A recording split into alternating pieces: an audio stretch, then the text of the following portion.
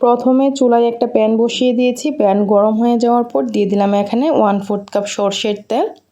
তেল গরম হয়ে যাওয়ার পর দিয়ে দিচ্ছি এখানে 8-9টি এলাচ, 4 টুকরো দারচিনি, 2টি তেজপাতা। এই গরম মশলাগুলোকে কিছুক্ষণ ভেজে নিব। গরম মশলাগুলো থেকে যখন খুব সুন্দর একটা ঘ্রাণ বের হবে দিয়ে দিব এখানে পেঁয়াজ কুচি।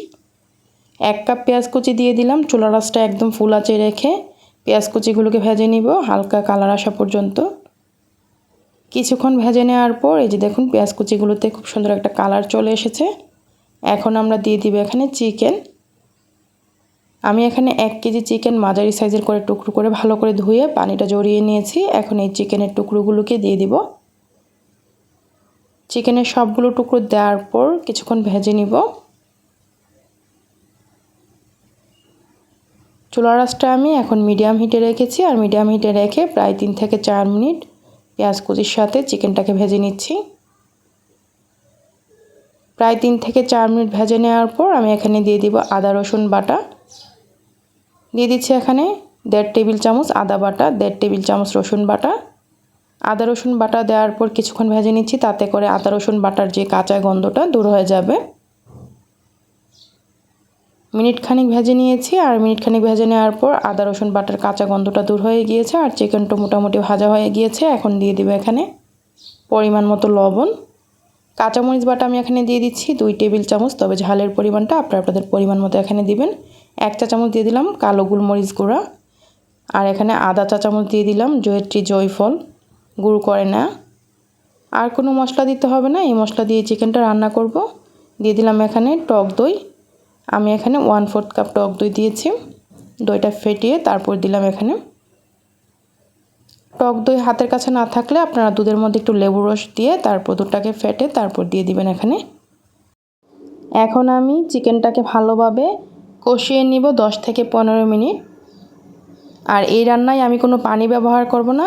চিকেন থেকে যতটুকু পানি বের হয়েছে এই পানি দিয়ে চিকেনটা সুন্দরভাবে সিদ্ধ হয়ে যাবে। চুলার আঁচটা একদম লো আঁচে রেখে অপেক্ষা করছি চিকেন সিদ্ধ হয়ে যাওয়া পর্যন্ত। প্রায় 15 মিনিট পর আমাদের চিকেনটা সুন্দরভাবে সিদ্ধ হয়ে গিয়েছে আর আমাদের এখানে চিকেন রান্না কমপ্লিট। এখন আমি এই প্যানটাকে চুলা থেকে নামিয়ে নিব। চুলায় অন্য একটা প্যান বসিয়ে দিয়েছি। প্যান গরম হয়ে যাওয়ার পর এখানে দিয়ে দিলাম 1/3 কাপ রান্নার তেল। তেল গরম হয়ে যাওয়ার পর দিয়ে দিলাম এখানে মাঝারি সাইজের 2টি পেঁয়াজ কুচি। পেঁয়াজ কুচিটাকে ভেজে নিব বাদামি কালার করে। কিছুক্ষণ ভেজে নেওয়ার পর যখন পেঁয়াজ কুচিটা হালকা বাদামি কালার চলে এসেছে, এখন আমি দিয়ে দিব এখানে 500 গ্রাম চিনি গুঁড়া পোলাও চাল। চালটাকে ভালোভাবে ধুয়ে পানি জড়িয়ে আমি একদম এরকম ঝরঝরে করে নিয়েছি। এখন এই চালটাকে একটু সময় নিয়ে ভেজে নিব। প্রায় 5 মিনিট আমি ভেজে নিয়েছি। চুলার আঁচটা মিডিয়াম আঁচে রেখে। চাল ভাজার উপর নির্ভর করবে এই চিকেন তেহারিটা কতটুকু ঝরঝরে হবে।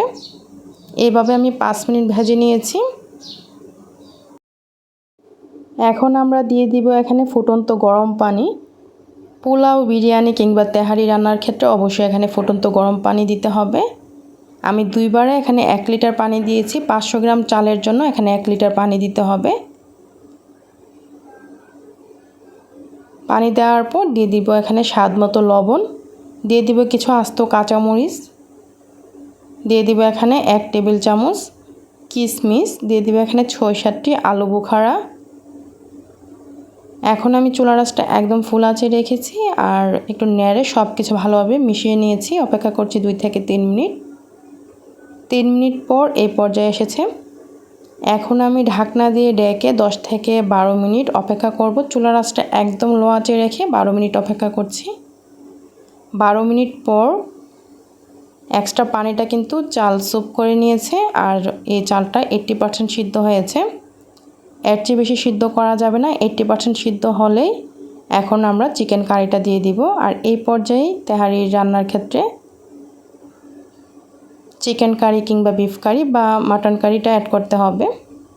তো আমরা দিয়ে দিলাম এখানে চিকেন কারিটা। এখন সব কিছু ভালোভাবে নেড়ে আমি মিশিয়ে নিব।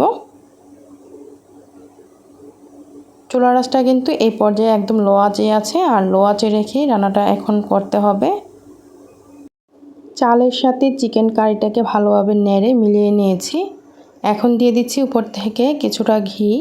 2 টেবিল চামচ ঘি দিয়ে দিলাম। এভাবে একটু ছড়িয়ে তারপর দিয়ে দিব এখানে পেঁয়াজ বেরেস্তা। পেঁয়াজ বেরেস্তা দেওয়ার পর ঢাকনা দিয়ে ঢেকে অপেক্ষা করছি 10 থেকে আবারও 12 মিনিট। আমি একদম চুলার আঁচটা লো আঁচে রেখে 10 মিনিট অপেক্ষা করেছি আর 10 মিনিট পর ঢাকনাটা তুলে নিয়েছি। এখন চুলাটা বন্ধ করে দিয়েছি আর আমাদের রান্না কিন্তু কমপ্লিট। এই যে দেখুন কতটা ঝরঝরে হয়েছে। আবার একটু নেড়ে ভালোভাবে মিশিয়ে নিয়েছি।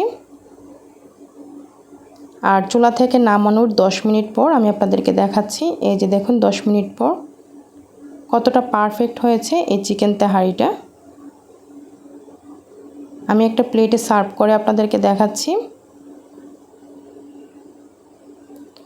একটা প্লেটে আমি নিয়ে নিলাম, সাথে কিছুটা সালাদ আর লেবু নিয়েছি।